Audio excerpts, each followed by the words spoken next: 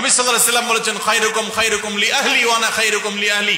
তোমাদের মধ্যে সবচেয়ে ভালো মানুষ সে যে ব্যক্তি তার ওয়াইফের কাছে, তার স্ত্রীর কাছে, তার পরিবারের কাছে ভালো। যার বউ বলে যে না, আমার সাহেব লোকটা আসলে ভালো মানুষ, সে লোকটা আসলেই ভালো।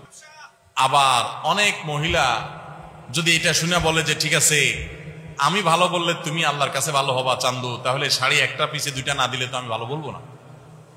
এই বলা না, তার আচরণের উপরে সন্তুষ্ট থাকা না থাকা, মন থেকে সাক্ষ্য দেওয়া না নেওয়া, এটার উপর নির্ভর করে। একইভাবে পুরুষরা অনেকে নির্যাতিত। তো এই তুমি চিন্তা করবে তার বহু ভালো গুণ আছে, ইউনিক সাইড আছে যেটা অন্য কারোর নাই। এটা মানুষও নেই যাকে আল্লাহ তাআলা কোনো ভালো গুণ দিয়ে তৈরি করেন নাই। কোনো না কোনো ভালো গুণ অবশ্যই তার মধ্যে আছে। ওই ভালো গুণগুলো যদি তুমি চিন্তা করো তাহলে তোমার মনটা ভালো হয়ে যাবে। সবসময় নেগেটিভ চিন্তা করবো না, পজিটিভ চিন্তা করবো।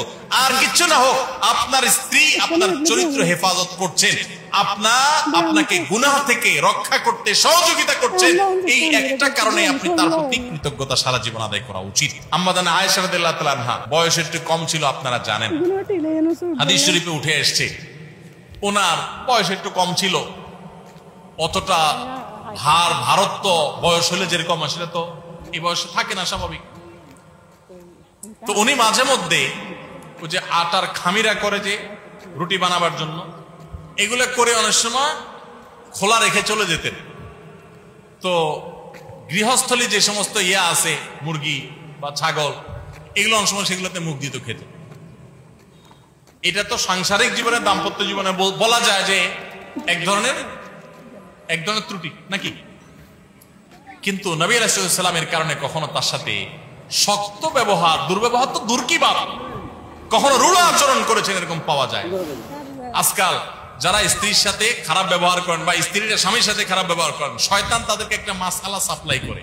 কি মাসালা সাপ্লাই করে? শয়তান বলে যে একটু শাসন না করলে শিখবে কোত্থেকে সে, এই জন্য তাকে একটু বাপ মা তুলে গালি গালাজ করে আমি শাসন করি। এটা হলো শয়তানের ধোঁকা। কার ধোঁকা? এগুলা করা যাবে না। আল্লাহ আমাদের সবাইকে উত্তম আচরণকারী হওয়ার তৌফিক দান করুন। মা বোনরা স্বামীদের সাথে দুর্ব্যবহার করবেন না, তারা আপনাদের অভিভাবক, আল্লাহ দায়িত্বশীল করেছেন।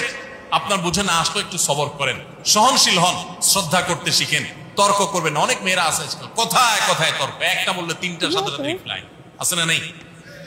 কথা মাটিতে পড়তে দেরি, জবাব দিতে দেরি নাই।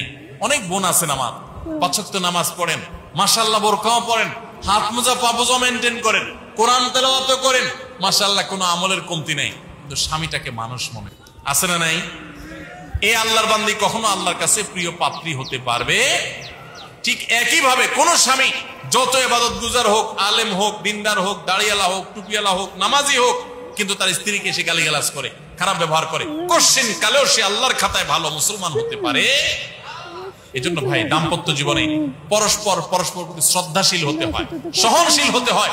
আজকাল পত্রিকার পাতা খুললে দেখবেন ঠুনকো ইস্যুকে কেন্দ্র করে সংসার ভেঙে যাচ্ছে, খান হয়ে যাচ্ছে, সব বেসবর হয়ে যাচ্ছে, অসহনশীল হয়ে যাচ্ছে। এই যে রমজান মাস গেছে, কি শিখছি আমরা?